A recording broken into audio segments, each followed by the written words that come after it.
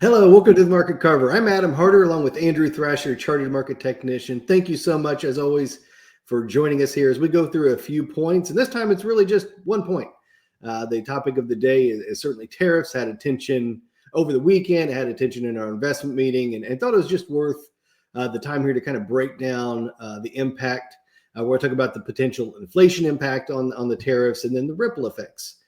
Beyond that, but also we'll really kind of start with just a disclaimer here that we don't really have any special insight or any special knowings in terms of exactly how this will play out. So just want to make that part clear. It is a story that's going to be unfolding for at least as we go throughout a few months. And we're in good company here because the Federal Reserve recently had their meeting, and those speakers don't have any special insight either. They don't know exactly what we're going to have as in terms of policy, and in turn how that's going to impact things. But it is our job to really have some context around what the impacts might be, and we'll share some of those thoughts with you. There's certainly going to be in any sort of trade spat or tariff response, there's going to be some winners and there's going to be some losers. You have to know who those are. So let's dig in and start talking about the potential inflation impact. We've got a chart here thrown up showing you exactly a couple of scenarios, or excuse me, exactly where we've been and some scenarios going forward. So that blue line there is the core PCE that we have had over the last several years. Of course, we had the spike coming out of COVID and have come down to the 2 to 3% range. And then the darker blue line there, or black it may be, showing you really a baseline of where we would go in the absence of tariffs. Nobody knows exactly where inflation will go, but based on rent and shelter inflation, which is the biggest component of this. Based on those trends, it's still likely that we continue to ease down going from here. The change there, the catalyst, is going to be potential tariffs. So we get some construction of data around what has been proposed. And there's really two scenarios here on the chart. There's a base case and then a plausible worst case. Again, both of these are based on ranges that have been proposed by the administration.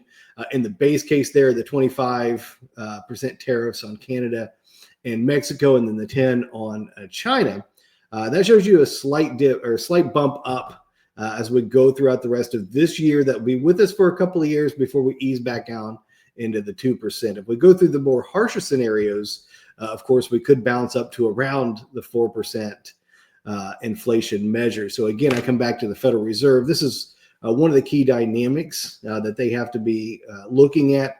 They were on pause in January, made it clear that they would be on pause for a little bit longer as we see exactly how this is going to work through the system and what that inflation change is going to be. And I'll pass it over to Andrew to kind of talk about the ripple and some knock-on effects. Thanks, Adam. So as we start getting the rollout of the announcement for the different tariffs, like Adam said, the first ones have so far been announced for Mexico and for Canada, and there's been some, I believe, also on Canada, on China and Colombia, and that kind of whole list of countries. Looking back at the last time that Trump was in the White House, we can look at the last time he did these tariffs, and a really interesting study was done looking at not just what we put tariffs on and the retaliatory tariffs were put on as well, but then the rippling effects that had on prices of other goods. So the example that this paper looked at was washing machines. They were a target of tariffs during this last round, and looked at the different price changes in foreign-made washing machines and domestic US-made washing machines like Maytag, Whirlpool, GE, and more foreign-made like LG and Samsung. And you can see on the chart here the change in price 4 months after the tariffs were announced. You saw that in general, they all began to rise in price. Interesting to note that we did see even US-made washing machines also rose in price. Actually saw the largest at Whirlpool at 17%. But what I think is most interesting that this study produced was looking again at what happened to products that actually didn't receive a tariff. And that's on the next slide. Dryers did not receive a tariff. So you could buy a washing machine. It's going to cost a little bit more money to wash them, less so to dry them based off these tariffs.